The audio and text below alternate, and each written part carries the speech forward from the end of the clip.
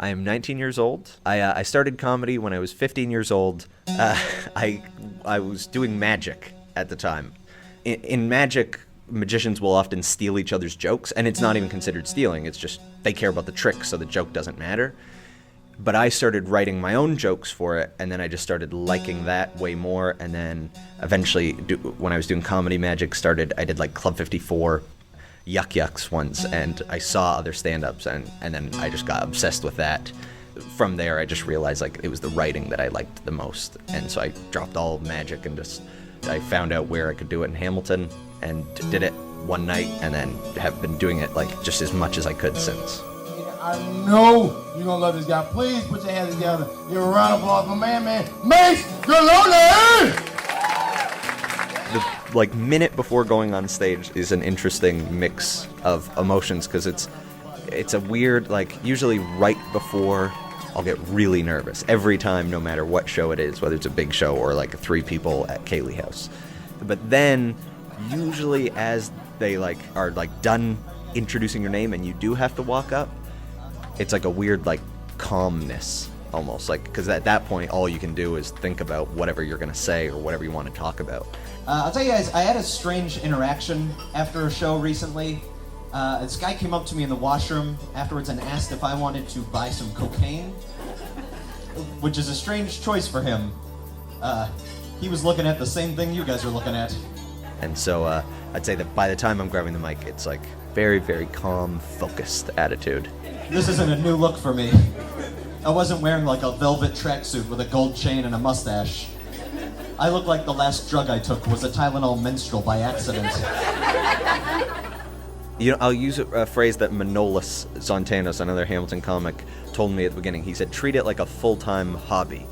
Something that you commit to fully and you do it as much as you possibly can, but the hobby part is because at the end of the day, you're only doing it because you love it. And if you ever stop loving it, then you stop doing it. I'll tell you guys this too, I'm a germaphobe, and I told my friend that recently, and he goes, what are you, gay? I don't think that's how that works. I bet it's just the opposite. I bet that once you introduce a man's asshole into your sex life, you're probably not getting hung up on shaking hands and touching doorknobs.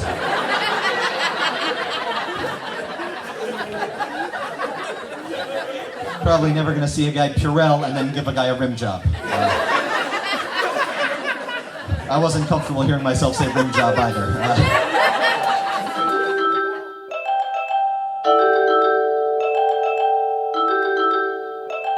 My favorite comics are George Carlin. When it comes to bullshit, big time, major league bullshit, you have to stand in awe. In awe of the all-time champion of false promises and exaggerated claims, religion. And Bill Hicks. When did mediocrity and banality become a good image for your children? I want my children to listen to people who fucking rocked! I don't care if they died in puddles of their own vomit! I want someone who plays from his fucking heart! And my favorite is Doug Stanhope. Nationalism does nothing but teach you how to hate people that you never met, and all of a sudden you take pride in accomplishments you had no part in whatsoever, and you brag about. Guys who, their best bits, in my opinion, are the ones that they're about some idea that might be a little controversial or just not as popular an opinion, or just not a take on a popular topic. Something that makes you think a bit more, I never thought of it that way. I'm an atheist, and some people have asked me, all right, that's just a thing that I don't think, but... My mom was kind of religious. She kind of believes in God, and we heard her mention it a few times, but it wasn't we weren't taught to believe in God or anything. My dad was an atheist, and he also didn't really teach us that. They both kind of just waited for us to approach them, and then they would say, here's what we think, go read, or go research it and figure it out for yourself. But to be homophobic is a different level of obsession. You have to be thinking about gay sex way more than the people that are having it.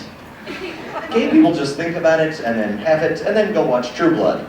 But you're sitting in your basement angrily making posters out of Bristol board, you know, like God hates fags. Where's my glitter?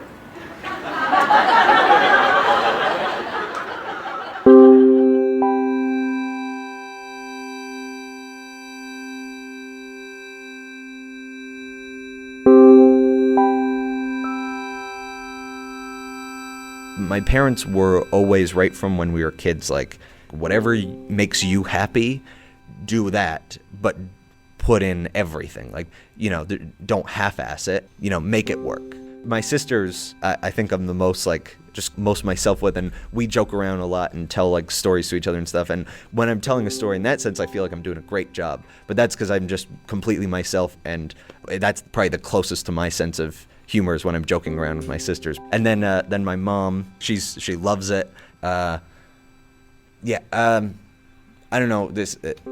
I should probably tell you. I don't know if my dad passed away earlier in 2013, and they were all super supportive. My dad was like huge fan, and so my dad would, when I was starting to get interested in this stuff, he'd be the one the most that would like sit down with me and listen to my ideas. I'd come to him with like nothing, just like ridiculous ideas of what I thought were jokes, and he'd be like, "Okay, I kind of see what you're trying to do," and then he'd talk with me, and then through talking, I'd find more stuff and other ways I could make it a joke, and they'd both drive me to shows several times a week when I was in high school, and so it was me as a 15-year-old with either my mom or dad in a bar on a school night. It was ridiculous.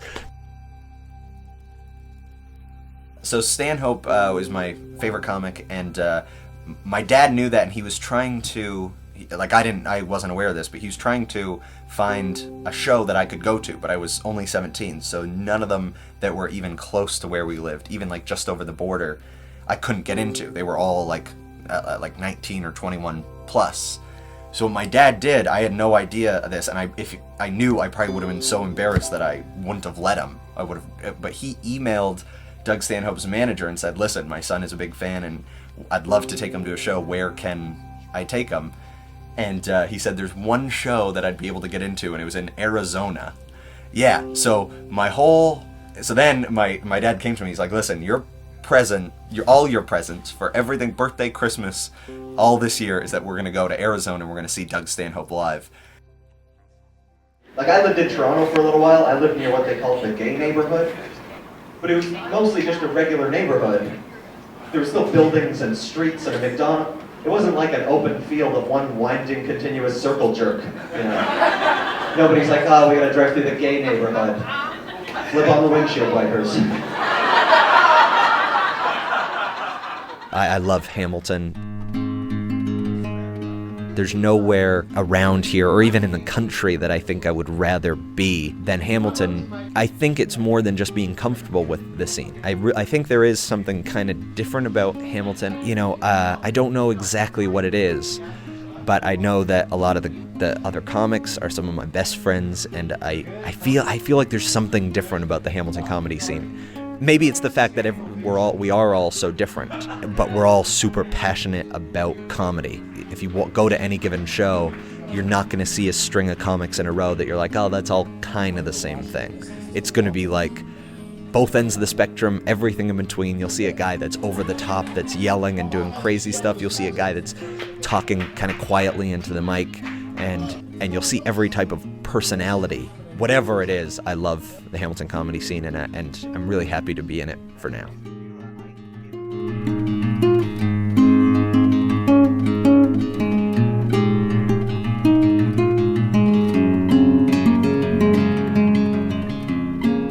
And then it just kept getting like crazier and crazier, because we ended up just by chance staying in the same hotel as Doug Stanhope. And before the show, I see him walk by, and I freaked out. I ran over to my sister. I was like, that's Doug Stanhope. And And she's like, you should go say hi. And so I was like nervous and thinking about what I was going to say. And then I ended up going up to him like, hi, Doug, I'm a big fan. I just wanted to say, I'm from Canada, but I just want to say that I'm looking forward to the show. And then I was ready to walk away. And he's like, oh, you're the kid from Canada. And so then he introduced us to his girlfriend. And then he's like, listen, I gotta go, but Bingo, that's her name, she'll get you a good seat. And so then we went with her. There was this huge lineup by that time, and she took us right to the front row with her, and then we sat and watched the show with her.